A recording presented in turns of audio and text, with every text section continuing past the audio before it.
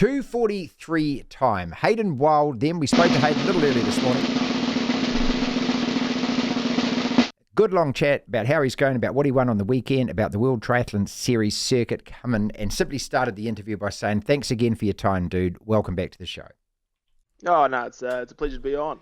Looking forward to it. Congratulations. You're just going from strength to strength this year and winning the World Triathlon Championship title in Hamburg. Wow, man. I mean, so has it really sunk in yet? Yeah, no, it was an awesome race. It was really nice to go 2 from 2. In Hamburg last year, I got the win, but yeah, this time, it being as our Super Sprint World Championships, which is really nice. It's not the World Championship Series, but it's a world title under the World Triathlon, which is it's awesome, and it's the first time someone has ever been a Sprint World Champion. So pretty cool. I get to take that one. It's over so quick. 19 minutes 26 seconds. It's just like a blitz, isn't it? Yeah, no, it's pretty damn quick. Hey, it was raced over 2 days. We raced Friday. We had our qualifying round, and then if you didn't make the top 10 in your qualifying out of 30 athletes, you went to repecharge, and then you had another opportunity to get into the final day on Saturday. So the 20 athletes that did not make it had another chance on Friday night, and the top 5 from both heats got through. So essentially 30 guys on Saturday.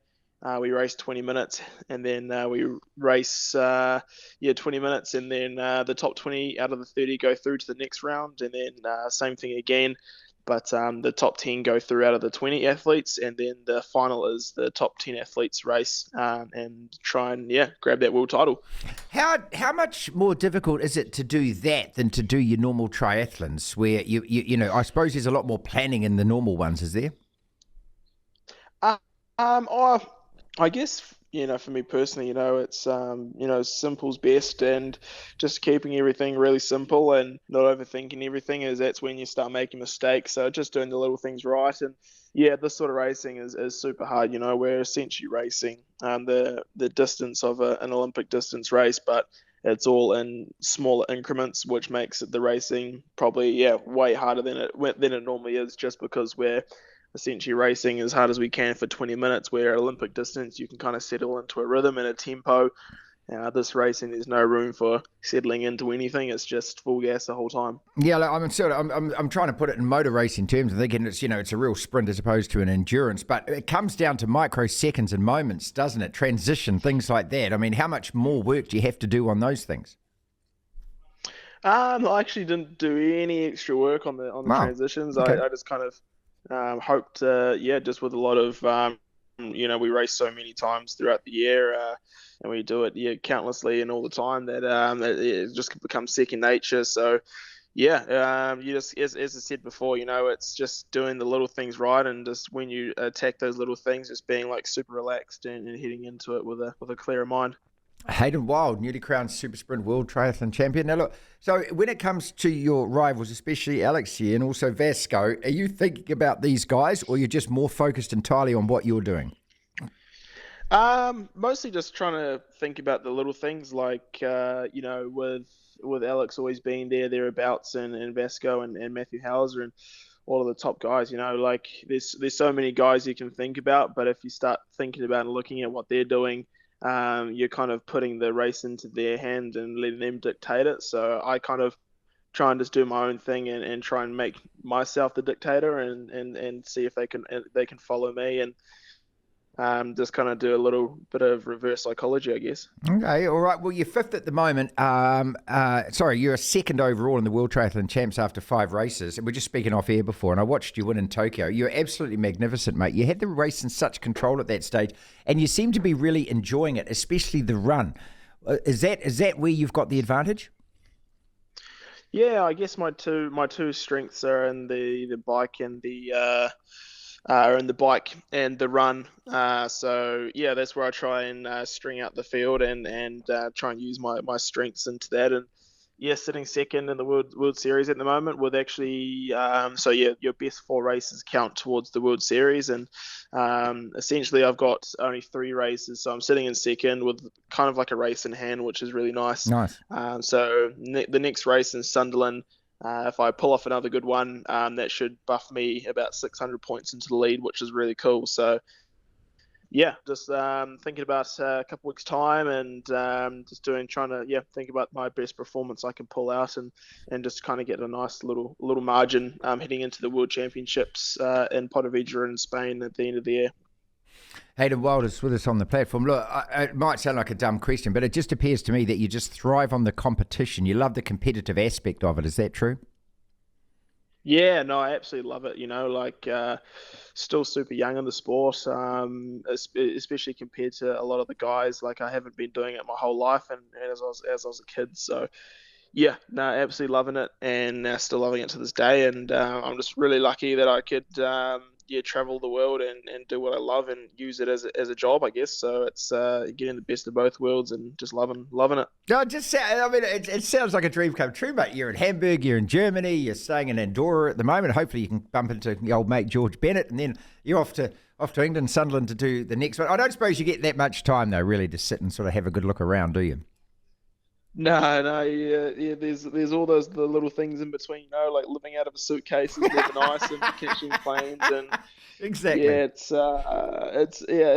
everyone thinks it's all lights and stars and all that, but it's the in betweens of packing bikes up and staying in the cheapest hotels around just to try and get by. Unfortunately, triathlon. It is definitely not a sport that makes millions, but we try our best and we do it for the love of the sport. And if we can make $1 on the side, it works pretty well as well. Hayden, how much logistics, when you're talking about that, is actually involved? How much admin do you have to do a day or a week where you're organising all your stuff, making sure everything's here, getting your boxes ticked, your passport in place, your tickets, all that stuff? Yep, yeah. So I do that myself. Book flights, book accommodation. Make sure I've got everything ready for the race. Make sure my bikes are all in tip-top condition. I can't afford to have a mechanic with me 24/7, and got to deal with my nutrition myself as well. And when you get to kind of the country, you hopefully have all like the your Airbnb sorted when you kind of getting into there. So, and then on top of that is all in the free time is making partners happy with my awesome partners, and doing posts for them, and doing engagements with them, and going to head offices and stuff. So with all the training, there's definitely a ton of admin as well. So it's just trying to fit everything in, and try and make everyone happy in the same space. But I think everyone is normally pretty happy when I'm racing well. So it's an easy box ticker when you're performing. Yeah, winners are grinners, all right. And the time that you spend with your coach and that, I mean, is that mostly online these days on the phone? Mostly, yeah, just over a training platform. So it's pretty easy. But my coach is here for a few months of this year, and then he'll go back to New Zealand later on this month. I got to ask you about the Commonwealth Games, of course. We all know what happened there. I don't know whether you were robbed or whatever happened as an admin, whatever, to you end up the silver medal, but maybe not the chance now to actually go and try and win that gold at the Commonwealth Games with Victoria Canning, the 2026. Yeah, I saw the news just came out, and hopefully, definitely looking at doing another Comm Games, and trying to get their gold medal. There's many stories, but I personally thought I was it was a pretty harsh penalty, but it is what it is, and you just got to go with those blows, and hopefully you wake up the next day not feeling too sorry for yourself, and look for the next one. The possibility that it may not even happen now. Somebody's got to step in and they've got to provide a few $1 billion. That's not easy. No, not at all. So obviously a lot of logistics come around that, but in some ways it's quite nice that they've given them 3 years notice, not a year notice. So hopefully we can conjure something up in the next 3 years, and we can see what happens. All right, just explain to us then, because it does get messy, exactly how this all works, how you get to that last World Championship Series race, which is called the final. So we have 7 to 8 races throughout the year, and your best 4 out of the 7 races count, plus the grand final in Pontevedra. So I can win every single race, but only out of the 6 races, but only 4 count. But if I don't go to World Champs, that is like an extra on top. So you get 4 races in the series which count, and then the last race, which is, we call it the grand final. It's not the World Championships, but we just call it the grand final. Right. That counts on top, so that becomes your 5th race. You only can have 4 races out of the 6 stops, excluding the grand final. So yeah, have to turn up and hopefully get myself as much of a buffer, just in case of, say, if I place 15th or anything can happen in a triathlon, I have enough of a buffer to not potentially perform as at the top level, that I have a bit of a buffer going into. So the more races you win heading into the grand final, the better. All the very best of luck. As I said, it was glorious watching you win in Tokyo. You seem to be having so much fun as well when you're doing that. When you're out in front of the course and you know that you're in front, do you get any kind of different feeling? Do you get a feeling like, yeah, this is the fun bit?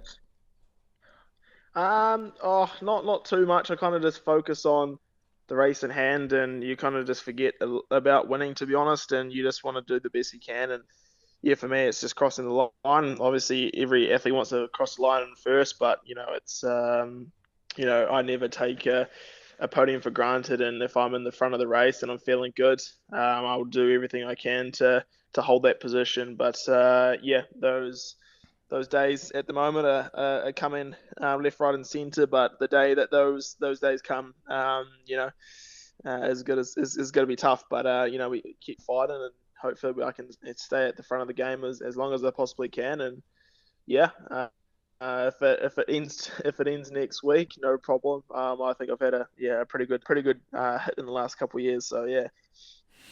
Thank your sponsors, mate. Here's your opportunity, because they deserve it. All those people that pour money and stuff into you.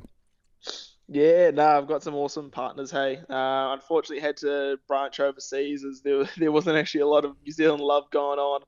As they were a bit afraid to partner with an international athlete. But I've got some amazing partners with Canyon Cycles. So that's a big brand in Germany, which helped me a lot. And Orca wetsuits, which was actually designed in the 1997 in New Zealand, but now is the head office in Spain. And Zwift, Bahrain endurance team, which is a massive help as well, and Red Bull New Zealand is actually my only New Zealand sponsor at the moment. And those are kind of my big key sponsors that I normally that have been with backing me for the last 3 or 4 years. So it's been an awesome ride with those guys, and you're loving every moment of it. And I just signed for Nike as well, so that was a pretty big deal too. Oh, congratulations on that! And if people want to follow you, what's the best way to do it? Just if fans just want to say, hey, I want to keep up with you, I want to watch what you do and all of that. What's the best sites to go to, and also your best?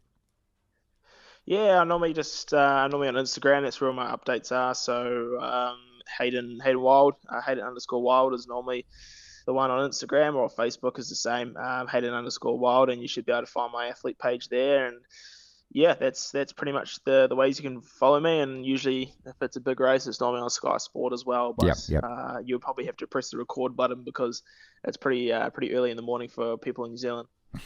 Again, congratulations, mate. You're just setting it on fire. All the very best. Stay injury free, and look forward to Sunderland. And let's hope that you race well there again. Sweet, cheers, mate.